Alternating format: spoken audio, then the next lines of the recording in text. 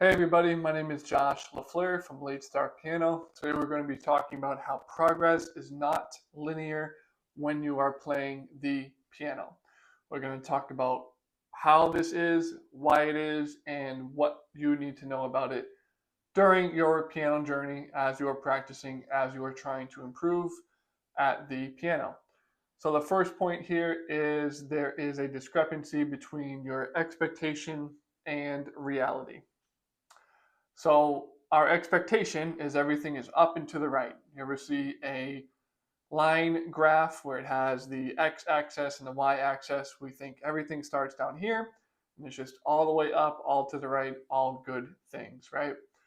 That's not the way learning piano works. That's not the way anything really works. There's always going to be the ups and downs, okay? For example, when you are lifting weights in the gym, you might have days in the beginning where you are adding weight every time. Maybe you're lifting heavier weights, maybe you're doing more reps of the same weight that you were doing before, and it feels like everything is up and to the right. But then what happens is maybe you're feeling sick that day, maybe you didn't get a lot of sleep, maybe you didn't drink a lot of water, and whatever reason for that day on that workout, maybe you're lifting 5 pounds less or 10 pounds less than you normally do. Same thing with the piano. You might come in and you feel like you have a song down pat. You can play your scales at 120 beats per minute and you feel really good. Then you come in the next day and again, maybe you're just not there mentally. Maybe you're not drinking a lot of water. Maybe you just have other stuff outside of the piano going on in your life and it's causing you to be distracted. So that practice session, maybe you make a lot of mistakes on that song that you were playing perfectly yesterday. Maybe you can't play your scales as fast as you normally do. All of that is normal. So again, progress is not linear. It has these ups and downs. It's going to go feel like you might be regressing a little bit at times, and then it feels like you're making a lot of progress. That's just the way it is. That's the way it is with learning anything or doing anything that is a lifelong activity. Like I said, playing piano is like that, any instrument is like that. Lifting weights, if you do it for long enough, that's going to be like that. I imagine a skill like cooking might be like that as well. Maybe you cook a perfect steak one day and then you go back the next week and now it's completely burnt or something. That's just the way it is. Everybody makes mistakes. Everybody is not constantly getting better 24/7 every single time. That's not the way life works. It's not the way piano works. Point number two is you might feel like your progress is stagnant. In reality, it's not. So even though I just told you, you might not be able to play scales as fast, you might not be able to play the song as perfectly as you did yesterday, that next day, as long as you came back, as long as you're consistent and you're still working on it, you are still getting better. There is still progress being made, even if you can't visually see that or actually hear the progress being made, because progress can be very small and it takes time. Again, it takes time to absorb any skill. It takes time to understand the music theory. It takes time to be able to improvise or play without really thinking about stuff, just to play it naturally. It takes time to get that muscle memory. Playing the piano is a lot about coordination and muscle memory and physical movement as well, not just in your fingers, but your entire body. There's a lot of movement when you play the piano. All of that stuff takes time. So even if you feel like you're kind of stagnant and you feel like you're not really going anywhere, it's been a couple weeks and you can't play Moonlight Sonata third movement quite yet after 3 weeks, understand if you stay consistent and you keep doing what you're doing, you will be making progress, and progress is always being made as long as you are being consistent. So I said this plenty of times before, I'm going to say it again. If you at least practice for 4 days a week, 20 minutes per day, that's the bare minimum. As long as you do that, you will be making progress, even if it doesn't always seem like that. Consistency, consistency, consistency. That's the key when learning the piano. Point number three is when you're on this journey, when you feel like you are going backwards, when you feel like you're not making any progress, even though you are, it can feel very tempting to feel bored. You might feel a lot of boredom at this stage. This is kind of like the winter days. If you live up in the Northeast, you'll know what I'm talking about. These are like the dark days. The sun sets at 4 p.m. it's freezing all day, it's cloudy, the sun doesn't really come out. Those are like the dark days, right? It's kind of down, you feel maybe sad or depressed, you feel like you don't have a lot of energy because there's no sun, it's freezing out all the time, you can't really go outside because it's so cold. Same thing with the piano. When you are kind of in this journey and you are kind of still a beginner, but you're not quite at the intermediate stage yet, so you can't play a ton of songs really well, you might be feeling bored. You might be feeling kind of sad. You might be feeling like you don't have a lot of energy.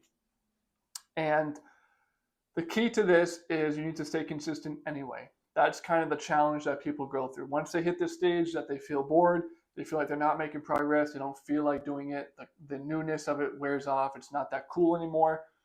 That's when you hit this boredom stage, and that's when people either quit or they just stop playing, which they basically quit anyway without actually saying it.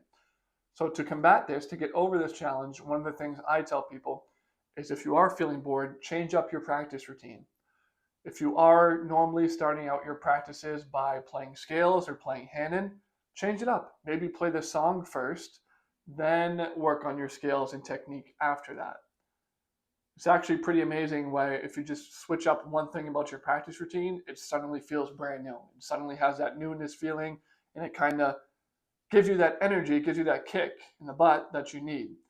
So you can change up the order of your practice routine. You can change it up slightly. For example, if you practice scales and you always do it in parallel motion, do contrary motion, right? So in other words, if you practice scales and your hands go up and down at the same time, switch it up. So your right hand goes up as your left hand goes down, and then they come back and they meet in the middle. You can do something like that. You can work on your arpeggios, right? Maybe the same thing. You can do contrary motion. Maybe you can just focus on one hand, maybe two hands. Switch it up. Switch it up slightly. Do something different if you start feeling bored.